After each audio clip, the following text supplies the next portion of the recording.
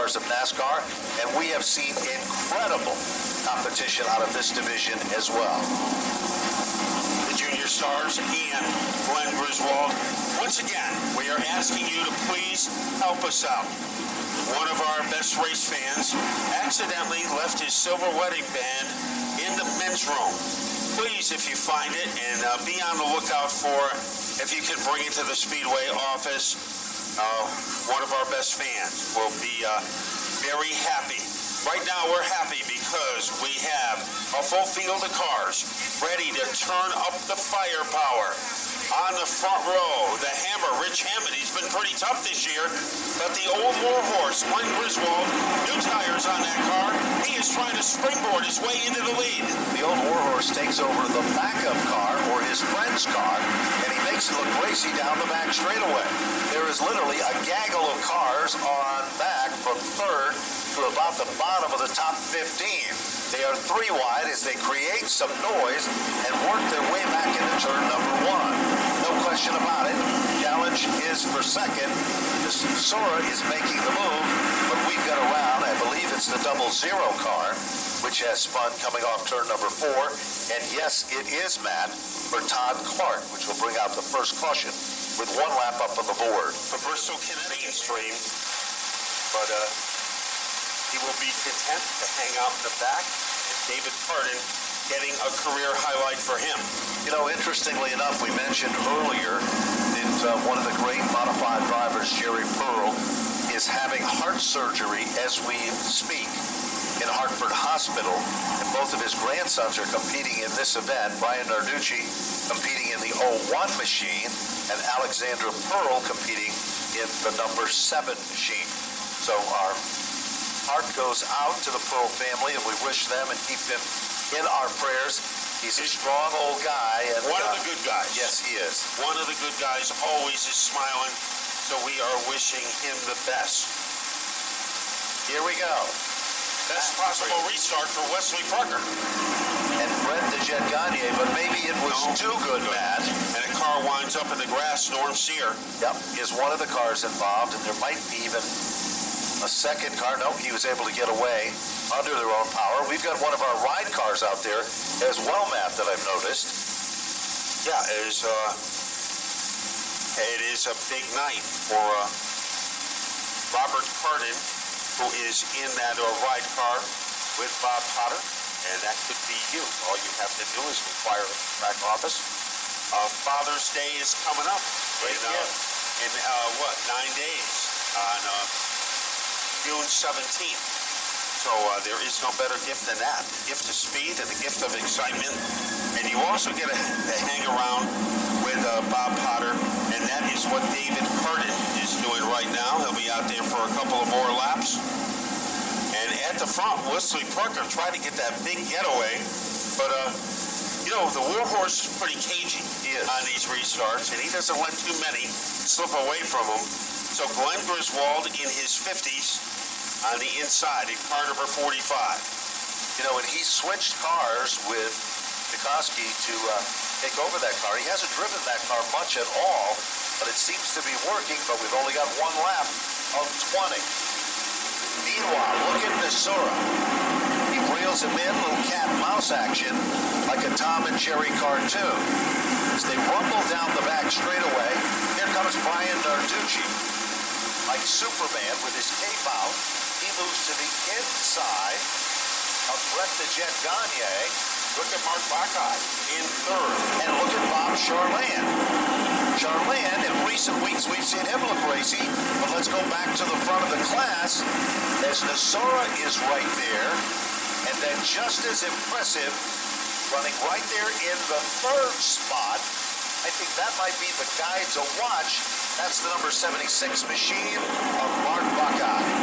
And Buckeye he might be the fastest bullet in the chamber as he tries to get underneath Griswold. Here is Cesaro.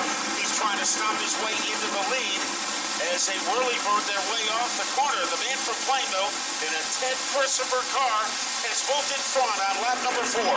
He does it with finesse, and he does it in style. He quickly takes over the lead, side-by-side racing for second. There's no question about that. and it is Buckeye almost there. Glenn Griswold continues to dig in the upper groove, and here comes Brian Narducci with the Southern connection. Now all of a sudden, we see Bob Charland trying to get around the Brucker machine down the back straightaway. 4 cars under a blanket. Missouri is the bump in the blanket. Here they come back to the line. Griswold is up high, wide, and handsome. And all of a sudden, Buckeye is into the second spot. Top 4 cars could fit in a hot tub. Off the pace a little bit is Narducci. Here comes Buckeye. Buckeye barnstorming his way underneath Glenn Griswold as they jackknife their way off the corner. Let's see what Buckshot can do. Mark Buckeye, he takes over second from the Warhorse. While all that's been happening, Teddy Hodgson with the white number 55 car. Hodgson has moved into the 6th spot. He is working over Brucker. Back to the front of the field. Griswold is stuck in the outside. Buckeye is in there for second. And here comes Narducci. 79 cars be coming at you, boys. To the bottom. Remember, Narducci. He's leaking the 79. He's be coming at you. Oh, trouble. Glenn Griswold is out of shape. And now a pack of 4 cars come up with a slower car. Wait, driver in a hurry is Marcello Refrano. He is right in the middle of that 5-car group that can fit in a fishbowl. Here comes Mark Buckeye. He tries to thunder his way into the lead. They whirlwind their way off of turn number 2, and Mark Buckeye is taking over the lead, and he is bringing Brian Narducci with him. Brian Narducci made it look so easy as Nasora had to settle back into 3. First, second, and third. Not the 3 Stooges, but 3 of the very best. Meanwhile, look at the battle with Marcello Refrano as he continues to battle in a side-by-side battle with Teddy Hodgson. Fastest car on the racetrack, Marcello Refrano, 19.830. Marcello Refrano picking them off. Charland still coming forward. Meanwhile, the 79 machine, we haven't talked about Jeff Duty, but remember last week, Matt, we talked about him a lot. And he finally has a hauler that he got from the late Mario Fiore, so he is no longer an open trailer type of guy. Buckeye getting a challenge for Brian Narducci. That is going to be a barn burner. Marcello Refrano, it took a few laps for that car to get into speed. Here comes Narducci. Red Thunder trying to lightning bolt his way into the lead. Bottom shot move. They run like they're running on rails as they come off the turn. Narducci becomes leader number 3 in the event. Brian Narducci looking to end that spell of bad luck. Buckeye tries to reel him back in, though. And while all that's been happening, guess who's coming? The cream of the crop is coming to the top of the field, and it is Marcello Refrano, who's up to the 4th spot. Griswold gets a second win, but Teddy Hodgson is now challenging for position number 5. You know, Refrano is fast enough. He might not need the benefit of a caution to get up to the Sarah and fight for a podium position. Solid all night is with Bob Charland, trying to catch up to Hodgson. Hodgson trying to duck underneath Glenn Griswold, but up at the front, a little bit of safety valve, leading by a tree branch, is Brian Narducci. Narducci is still looking racy, and now Glenn Griswold has moved back in the 5th spot, forcing Hodgson back another position. Meanwhile, here comes Charette, and he's trying to shake off the 79 car that has been receiving the consultation flag for several laps. Battle for 3rd. Oh, we've got one around on the bottom. It looks like it's Marcello. John, get ready for It was a battle for 3rd, and he wound up in John Deere country. As we have a good look at Refrano on the grass, is able to fire it up under his own power. So he will walk. Car is brought down on pit road, and it is there for the remainder of the event. So he will be in spectator country. And Marcello Refrano is at the rear of the field. We'll see how long he stays there. But it's Brian Narducci having a shot at him. Will be Mark Buckeye on this double file restart. George Sarah, that car has been pretty tough on short runs. So I would have to say he will be a factor along with Glenn Griswold. So we get ready to turn up the volume with 4 laps to go. And Red Thunder, Brian Narducci, who's passed more cars than anyone in the division this year, is off to a great start. Here they come, and Narducci has just a little bit of extra as Nasira give him a power push and work some magic there. Teddy Hodgson, we haven't talked a lot about this youngster. He's got a ton of talent, graduating from Legends and the Monday night programs here at the Speedway. As they rumble back off the line, Glenn Griswold, he continues to have more lines than a cat, Matt. He continues to go slow for a while, then he picks up the speed and then the momentum as they head down the back straightaway. Believe it or not, Glenn Griswold is back up to third, and there's 2 circuits to go. And Charland isn't about to give up, nor is the 35 of Bowler. The herky-jerky style of Griswold is paid off. He is in the top 3. Buckeye in a good position to go after Brian Narducci. A little contact in the back bumper might have cost Buckeye some momentum as they steamroll off the line. White flag is out. Narducci is waiting, but he knows Buckeye is going to take at least one more shot at our leader. Brian Narducci is running for his granddad down the back straightaway, who's having surgery in Hartford Hospital as he speaks. Ladies and gentlemen, on turn number 4, Brian Narducci is back in winning form again. He will take down the checker, finishing in second. Mark Buckeye to finish in second. Glenn Griswold just refused to be left out.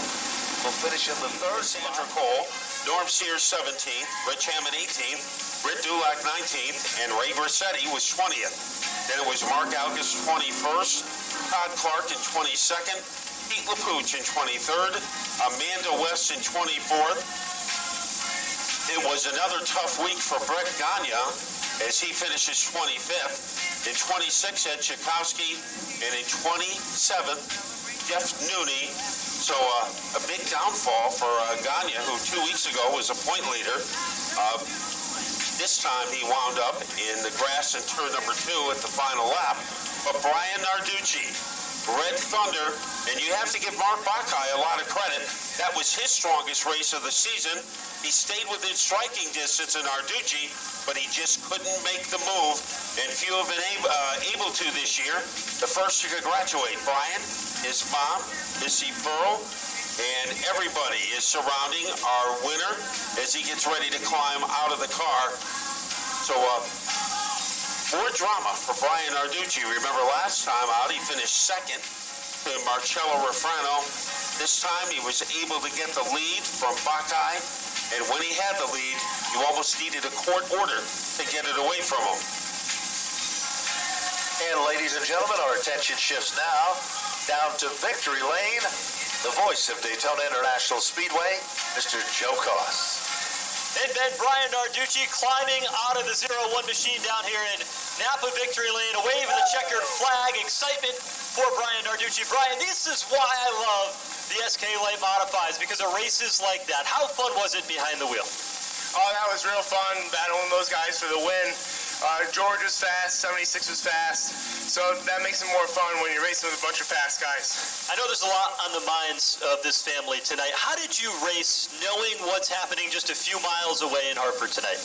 My grandpa told me to go out there and win that thing, so I did it for him. I can't thank everybody on the crew. Curly's Kids Care, Baldwin Automotive, Florida Connection, Robert Vieira Construction, Creases Auto, Waddell Communications, FK Ronens, EB Exterminating, Competitive Edge, Rad Auto Machine, and everybody on the crew that helps out. Thank you. That's Brian Narducci, an outstanding victory tonight at the SK Light Modifieds. And if there's anything that'll help cast some healing power, it's a win at Stafford Speedway. Okay, talking to second place finisher Mark Buckeye. Buckshot, good run, man. 76 car was flying tonight. Yeah, she was pretty good. She just a little too free coming in. Brian ran a great race. My hat's off to him. I just got to thank Gino with RH2 Radios, Ferndale Construction. These guys helped me get to the track, and I'm happy to be here. Mark, there's a lot of names on that car, man, but I'll tell you, your name seems to be putting that car near victory lane anyways. Congratulations. How about some more sponsors? Thank you. We also got Super Clean, too. And Horsepower Hill, Paul French sets up the car, and he did an awesome job with it. All right, Buckshot goes second place. Let's talk to the veteran driver. Glenn Griswold, man, good run. 45 car. Come on over here to Napa Victory Lane, man. Good to have you up here, top three. Can't be too unhappy with that, man. Good ride out there. No, I can't. We've been struggling with a 60 for a few weeks, and I got to thank the car owner, Ed Jakovsky, for letting me drive this car tonight. We put 3 stickers on it. We weren't sure what 60 was going to do in practice, and it was a bomb like it's been. I had time to cut it up. And Ed says, well, drive this car tonight, and we put stickers on it. I think we missed a stagger, probably an eighth to a quarter of an inch, because she was a little bit loose. But I'm glad to be on a podium. These guys are fast this year, and it's fun to be here, and hopefully we can figure out the 60 and be here in Victory Lane soon. All right, one of the top drivers in New England, Glenn Griswold. He'll go home third in the SK Light Modified main event. Well, congratulations goes out.